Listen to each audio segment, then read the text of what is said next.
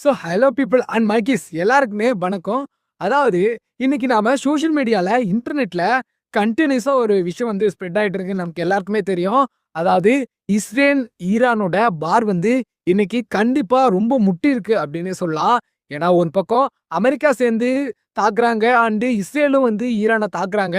இப்படி தாக்குதல் நடத்துனதுனால, கிட்டத்தட்ட அங்க இருக்கக்கூடிய ஒரு முக்கிய தலைவரான அயதுல்லா அலி காமனி அப்படின்ற ஒரு முக்கியமான அரசியல் கட்சி தலைவர் அங்க அரசியல் கட்சி தலைவர்னு சொல்ல முடியாது. அங்க இருக்கக்கூடிய ஒரு பெரிய ஆள், அரசியல் சம்பந்தமான ஒரு ஆள் கிட்டத்தட்ட அங்க இறந்து போயிருக்காருன்னே சொல்லலாம். ஏன்னா, அங்க இருக்கக்கூடிய முக்கியமான தலைவர்கள்னா 2 பேர் தான். அதாவது அயதுல்லா அலி காமனி, அதுக்கப்புறம் இன்னொரு அவருடைய பிரசிடென்ட், அதாவது ஈரானுடைய பிரசிடென்ட் மசூத் அப்படின்றவரு.